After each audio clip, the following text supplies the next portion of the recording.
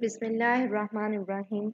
आज हम class first year के फिज़िक्स के चैप्टर 3 का नेक्स्ट टॉपिक पढ़ेंगे जो कि है मोमेंटम। बेसिकली मोमेंटम हमारे पास क्वालिटी ऑफ मूविंग बॉडी होती है जो डिस्क्राइब कर रही होती है क्वांटिटी ऑफ द मोशन को। The quality of moving body which describes the quantity of motion is called momentum. इसकी आपके पास एक और क्या डेफिनेशन है कि product of mass and velocity of moving body is called linear momentum. ये तो सिंपली जो उसकी मैथमेटिकल फॉर्म है कि मास इनटू वेलोसिटी को मोमेंटम कहते हैं वो लिख दी गई डेफिनेशन के तौर पे। जो इसकी फर्स्ट डेफिनेशन है वो इसकी असल डेफिनेशन है जो आप लिखोगे कि क्वालिटी ऑफ मूविंग बॉडी, कोई भी एक बॉडी है जो मूव कर रही है उसकी क्वालिटी से क्या मतलब है, उसके फीचर्स हैं, उसका मास क्या है, उसकी वेलोसिटी क्या है। अब एक बॉडी मूव कर रही है, बॉडी है तो इट मीन्स उसका मास है, वो मूव कर रही है तो इट मीन्स उसकी कोई ना कोई वेलोसिटी भी होगी। तो क्वालिटी ऑफ मूविंग बॉडी, इधर क्या आ गया आपका मास और velocity. We describe the quantity of motion, जो कि मोशन की क्वांटिटी को भी साथ डिस्क्राइब कर रहा हो। इसको आप इस तस्वीर से समझो कि अगर आपके पास एक ट्रक है और एक कार है जो कि रोड पे मूव कर रही है, अब इनमें मोमेंटम किसका ज़्यादा होगा।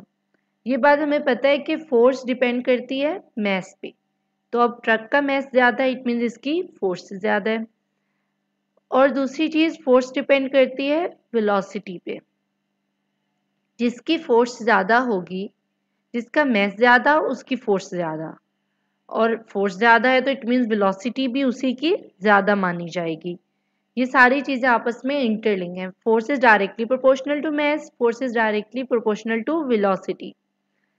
अब हम इन चीज़ों को अलग अलग एक्सप्लेन जो करें कि फोर्स मास ज़्यादा है तो फोर्स ज़्यादा है, और इसकी वेलोसिटी ज़्यादा है तो फिर इसकी फोर्स ज़्यादा है, तो उन चीज़ों को कंबाइन किया गया मास और वेलोसिटी दोनों को, और उसको नाम दे दिया गया मोमेंटम का, product of mass and velocity of moving body. तो ये हमारे पास बन गया मोमेंटम। अब मोमेंटम क्या है, मास इन मोशन, कोई भी मूविंग मास बॉडी मूव कर रही है, तो इट मीन्स अब इन दोनों में देखा जाए तो हमारे पास मास भी ज़्यादा है वेलोसिटी भी ज़्यादा है, यानी इन कॉम्बिनेशन मोमेंटम ज़्यादा है ट्रक का। अब आई होप आपको मोमेंटम का पॉइंट क्लियर हो रहा होगा कि मोमेंटम क्या चीज़ है।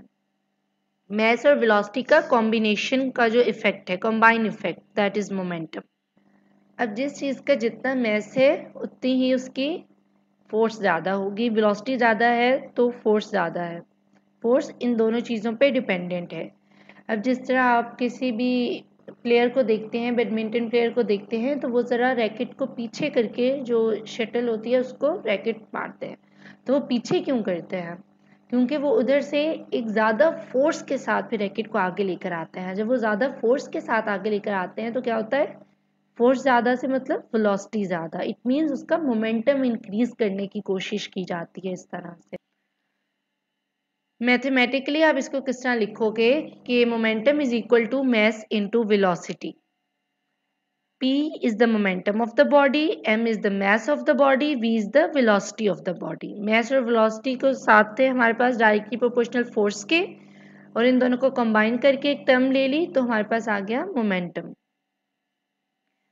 Since v is a vector quantity, velocity हमारे पास वेक्टर क्वांटिटी है, इट मीन्स मोमेंटम भी एक वेक्टर क्वांटिटी होगा having same direction as that of velocity. Velocity की जो भी डायरेक्शन होगी हमारे पास मोमेंटम की भी वही डायरेक्शन होगी। ऐसा unit of momentum is kilogram metre per second, kilogram metre per second और न्यूटन सेकेंड।